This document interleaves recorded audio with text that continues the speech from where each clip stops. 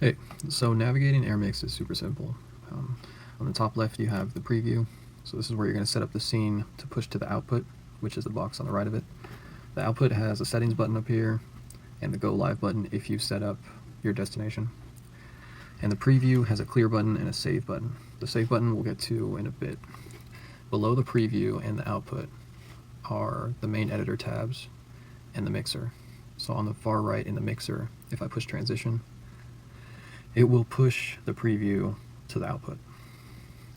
So the output tab down here in the editor, you can go live, or you can do local streaming, or you can record the main output, or you can record individual ISO recordings. The next tab is the audio tab. Each video source has its own audio source, and you can also add MP3s and things like that. So on the iOS camera, I have it as always live. So even if I transition this to the preview, this audio is going to the output. If it was following the live camera, then you wouldn't be able to hear anything until this camera went live. So there's also a mute control, audio filters. So if you want to do high pass or low pass filters or compression and things like that, you can monitor individual sources. And over here where this green one is lit up, you can monitor the whole output. Inside the output panel, you can control the volume, and you can open the frequency graph. That's it for the audio tab. The next tab is the video tab. So here I have the onboard iOS camera, and I have an RTSP source, and then you can actually see the lens here. That's Airmix remote running on an iPhone. And you can also have B-roll, so MP4s or MOV files. To add a new video source, you just hit this button here, add new video source, and it'll bring up a dialog to add, any of these new things. In the image tab, you can have lower thirds that are built into the app. You can cycle through presets. You can have built-in scoreboards.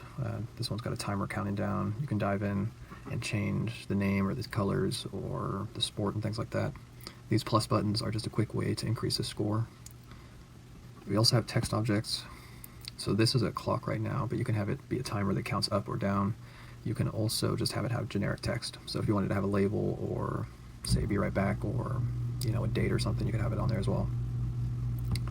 It also supports PNGs and GIFs and JPEGs, so you can have logos or background images and things like that. That's the main part of the app. So you would basically just hit go live. Everything you set up in the output, the viewer would see, or if you're recording, same thing, it would be the output.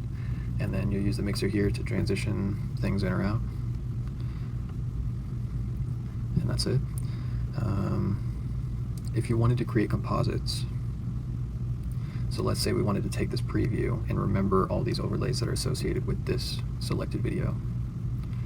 Here, let's even turn on multiple selection and make a better composite.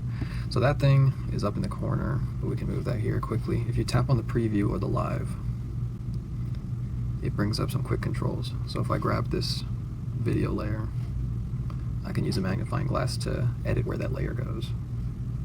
So let's throw them in the corner, click save, and now it creates a shot over here.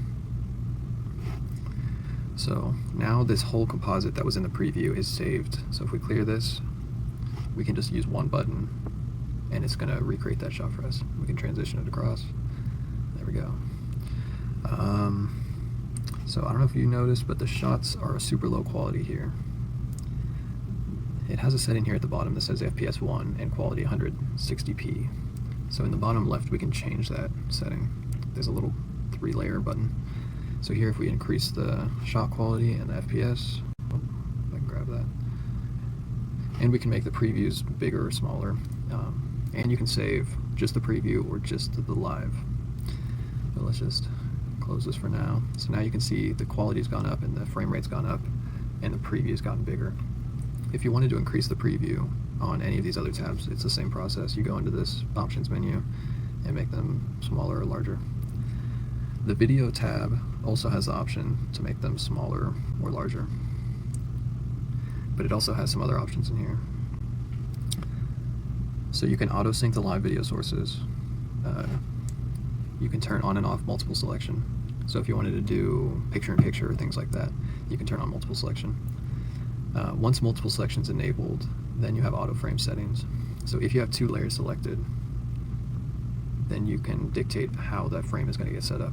So that would be picture-in-picture if 2 video layers are selected, and if 3 video layers are selected, that's how they'll be arranged, and etc. That's the whole app. If you want to edit any of the objects, you can long press on them. So if we clear out this, if I have the camera here, clear that out also. So if I have the camera here, I can long press on here, and that'll open the camera settings. If I long press on here, it'll open the device settings. And same with these previews. So if I long press on here, it'll open this preview. And same with the images. So you can go in here and start moving things around. That's the whole app. It's super simple to use. It runs on any iPad basically. This is on an iPad Pro, but the first generation, so I think that's 2016. And it does 720p pretty easily with 2-3 cameras. Yeah, that's the whole app. Let me know if you have any questions.